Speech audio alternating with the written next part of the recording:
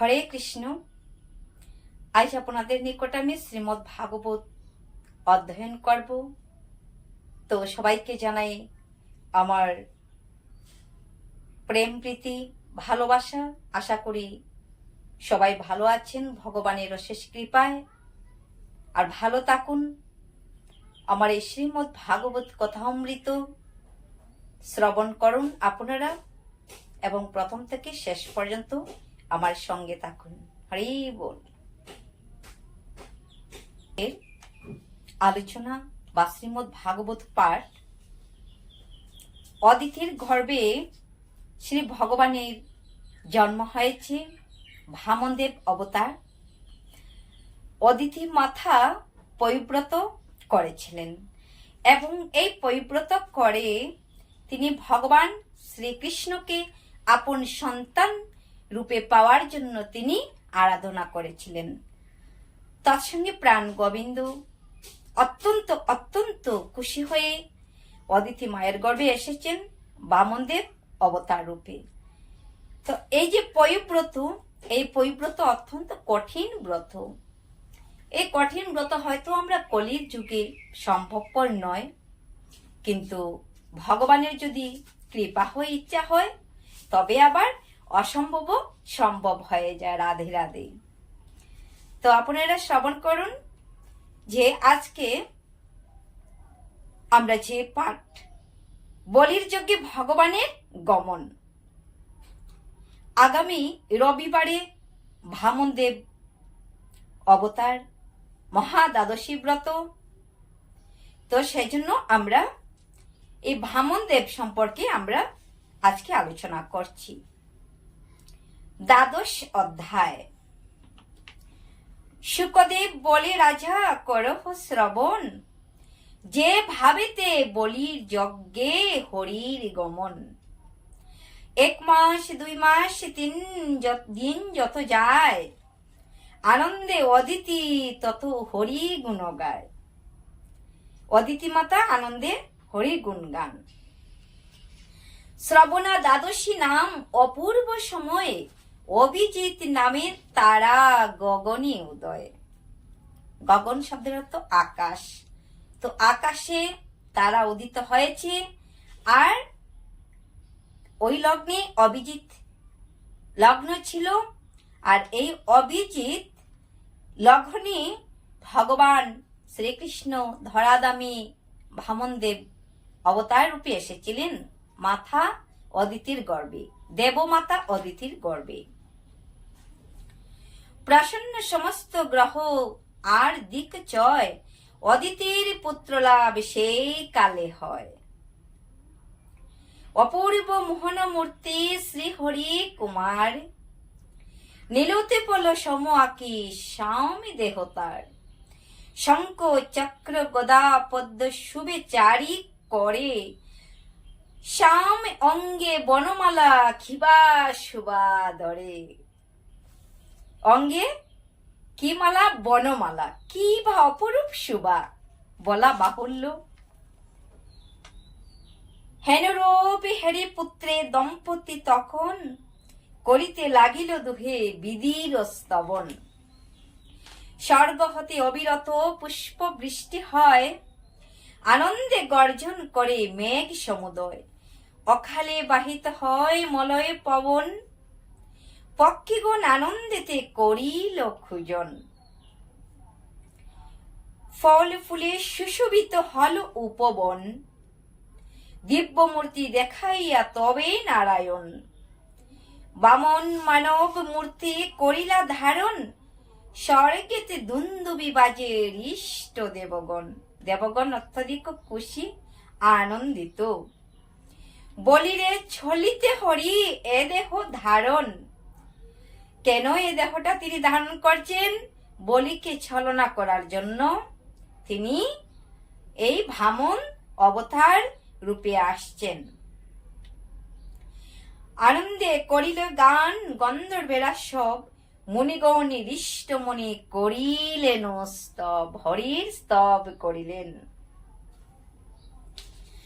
সিদ্ধ বিদ্যাধর আদি যারা যেথা ছিল, যারা যেখানে ছিল, পরম উল্লাস ভরে নাচিতে লাগিল। অপূর্ব হরির লীলা বর্ণনে না যায়, শুনিলে হইবে নষ্ট ভবের মায়ায়। অপূর্ব হরির লীলা, অপূর্ব। শুকদেবে কহে শুনো, পাণ্ডু বংশধর ভামনের লীলা কথা অতি মনোহর। ভামন দেবের লীলা কথা অতি মনোহর।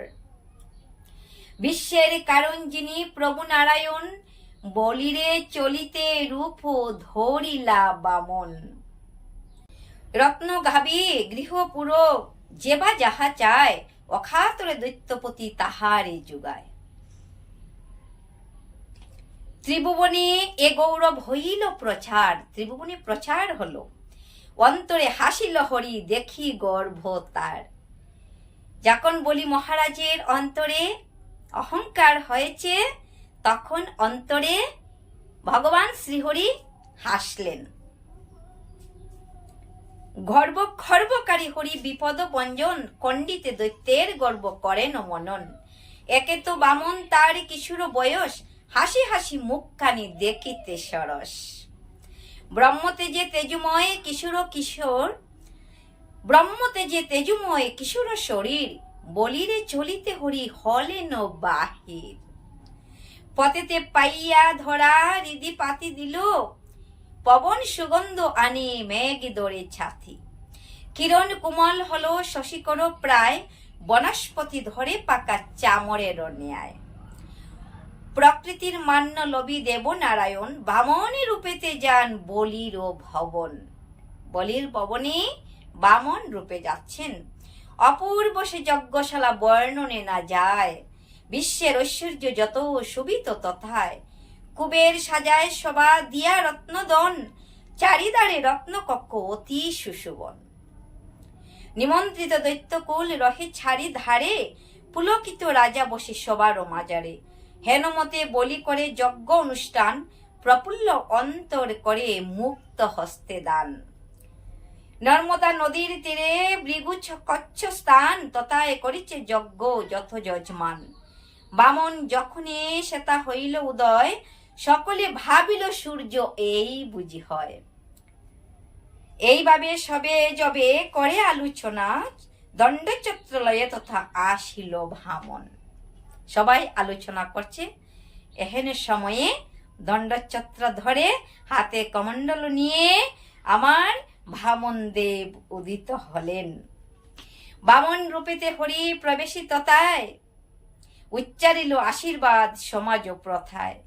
ব্রাহ্মণ কুমার একে দেখিতে সুন্দর, অতি তেজময় বপু বিশ্বমুগ্ধকর। হেনরূপে কুমারের হেরি ঋষিগণ, ব্রহ্মতেজ ভাবি মনে করিল পূজন। কতক্ষণে মহারাজ বলি দৈত্যেশ্বর, করিল বামনে সেই নয়ন গোচর। নয়নে নেহারি রূপ হইয়া বিস্মিত, সাদরে ডাকিয়া মান্য করেন বিহিত। মনে মনে করে রাজা কত আন্দোলন, কেহ বলে যজ্ঞস্থলে আসিলা তপন। তপন শব্দের অর্থ হলো সূর্য। কেহ কেহ বলছে যজ্ঞস্থলে সূর্য আসিয়াছে। কেহ বলে ব্রহ্মাপুত্র বাই ছাড়ি ঋষি চারি। ব্রহ্মাপুত্র ঋষি চারি সনক, সনন্দন, সনাতন, সনত কুমার, এরা হচ্ছেন চারি ভাই, চারজন ঋষি। কেহ বলে ব্রহ্মপুত্র ভাই চারি ঋষি, সনকাদি হবে কেহ কহিল বিচারি। এই রূপে সবে হেরি শ্রীহরি বামন, সকলে সাদরে করে মিষ্ট সম্ভাষণ। বৃত্তিতে আনিল বাড়ি প্রক্ষালনোত্তরে।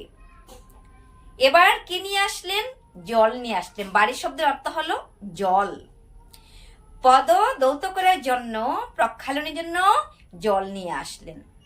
অপূর্ব ভক্তিতে বলি পদ ধৌত করে, অপূর্ব মহিমাদরে সেই নারায়ণ, হেরিলেই মহাপাপ হয় বিনাশন। এই জন্য মহারাজ সেই দৈত্যপতি, অন্তরে না জানি হরি হল শুদ্ধমতি। আকর্ষণ শক্তি এই রহে নারায়ণী, হেরিলেই শুদ্ধি প্রাপ্ত হয় বিশ্বজনী। অপূর্ব বলির বাক্য বর্ণন না যায়, যে পদ ভাবেন ভব দুইলা সে পায়। কত ভাগ্যবান বলি মহারাজা। পদ দুয়ে দৈত্যপতি দিলেন আসন, বসাইয়ে কুমারে পুনঃ করে নিবেদন। কি নাম কুমার হে, কোথা তব স্থান? জিজ্ঞাসা করছেন, কি নাম বাপু তোমার, তোমার স্থান কোথায়? কিশোর বয়সে ব্রহ্ম তেজ বিদ্যমান, নেহারি তোমায় মম প্রফুল্ল অন্তর।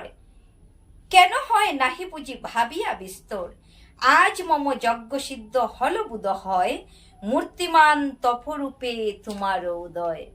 সূর্যের রূপে তুমি মূর্তি হয়ে এসেছো আমার এই যজ্ঞস্থলে। কিবা নাম কুতা ধাম করহ প্রকাশ, কাহার কুমারে তুমি কিবা অভিলাষ? কি অভিলাষে এসেছো বাপু, তোমার ধাম কোথায় আমার কাছে প্রকাশ করো।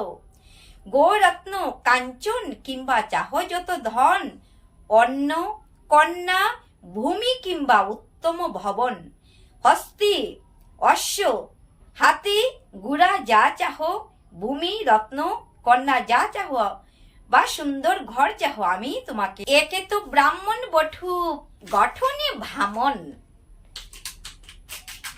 দেখিতে সুন্দর কান্তি ভুবন মোহন, ভুবন মোহন। যাহার মায়ায় মুগ্ধ এ তিন সংসার, শৈশবে ধরেন তিনি শিশুর আকার। শিশু ভাবে মাতা পিতা করে সম্ভাষণ, ছলিলা সুমিষ্ট ভাষে আত্মীয় স্বজন। অপূর্ব হরির লীলা বর্ণনে না যায়,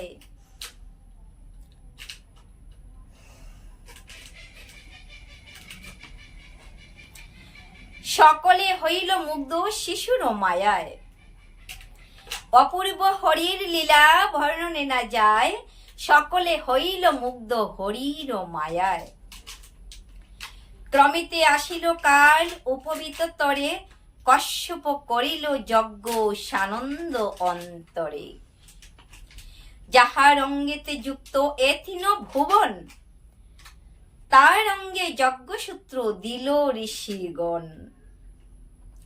অপূর্ব যজ্ঞের কার্য বর্ণনে না যায়, তখন স্বয়ং আসি সাবিত্রী যুগায়। আপনি ছিলেন সূত্র দেব গুরুবর, কশ্যপ মেখলা দেন দেখিতে সুন্দর। কশ্যপ মুনি কি দিয়েছিল? মেখলা দিয়েছিল, আর দেখিতে অতীব সুন্দর। যাহার অঙ্গেতে যুক্ত এ তিন ভুবন, ভগবানের অঙ্গে স্বর্গ মর্ত পাতাল এই তিন ভুবন ভগবানের সঙ্গে যুক্ত।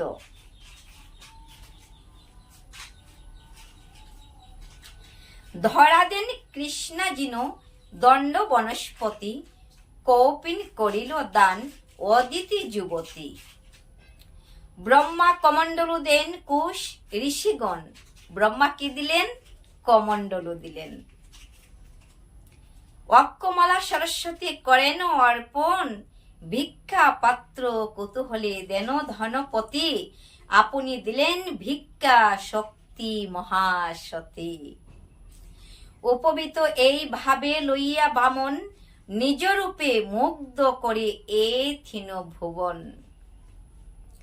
কিছুদিন তাকে হরি কশ্যপের গড়ে, অপূর্ব যজ্ঞের কথা।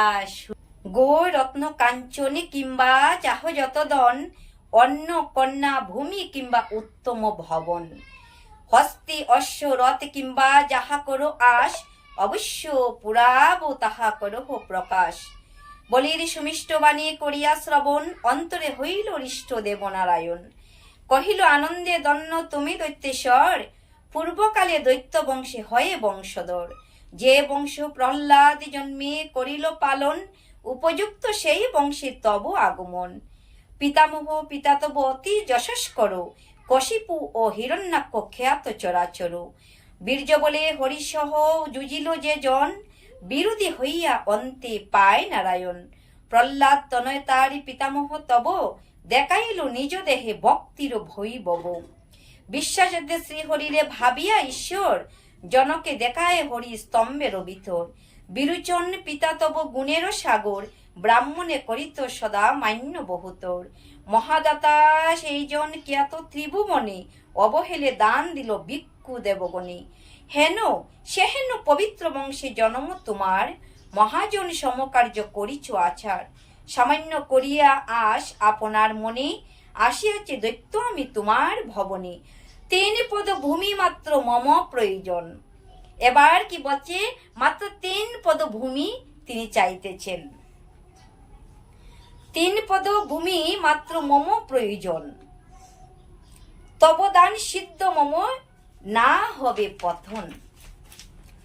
কুমারের বাণী শুনি তবে দৈত্যেশ্বর, কহিতে লাগিল হাসি বাক্য মনোহর। দেখিতে কিশোর বট, বুদ্ধিতে প্রবীণ, স্বার্থশূন্য বট তুমি বয়সে নবীন।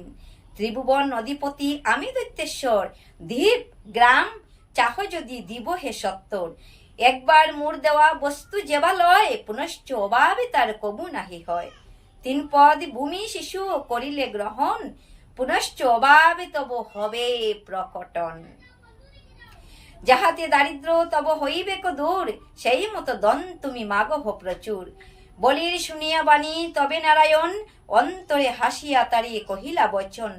অবুদের সমবাণী কহিছ রাজন, অল্পেতে সন্তুষ্ট যার নাহি হয় মন। প্রচুরে তাহার তুষ্টি নহে কদাচন, সত্য রাজা সমবাণী কর বিবেচন। সন্তু সন্তরে রহে মহাসুখ তাহে, অসন্তোষে নাই সুখ বিজ্ঞজন কহে। ত্রিপাদ ভূমিতে যদি নাহি পুরে আস, দ্বীপ গ্রামে কবু নাহি মিটিবে পিয়াস। শুনিয়াছি বন্য গদ পূর্বরাজগণ, সপ্তদ্বীপে অধিপতি হইয়া যখন। অর্থ কাম তৃষ্ণা জয় নারিল করিতে, কিরূপে প্রচুর দনে রব তুষ্ট চিত্তে। ইচ্ছা যদি হয় রাজা কর মুরে দান, তব পক্ষে অল্প ভূমি 3 পদ প্রমাণ। বামনের বাণী শুনি তবে দৈত্যেশ্বর, হাসিয়া কহিল তারে বচন বিস্তর। হাতেতে লইয়া জল উঠে দৈত্যবর, ত্রিপাদ দানিতে ভূমি বামন গুচর। হরে কৃষ্ণ হরি বল। এবার বামন দেবকে বলি মহারাজ 3 ভূমি দান করিবেন। মহাভাগবত কথা অমৃত সমান, সুবোধ রচিল শুনি, সুখে শুনে পুণ্যবান। ইতি বলির যজ্ঞে ভগবানের গমন। হরে কৃষ্ণ হরি বল। যদি আপনাদের ভালো লাগে অবশ্যই লাইক কমেন্ট করে জানাবেন। আজকের জন্য বিদায় নিলাম। সবাইকে পুনরায় আমি প্রণতি নিবেদন জানাই।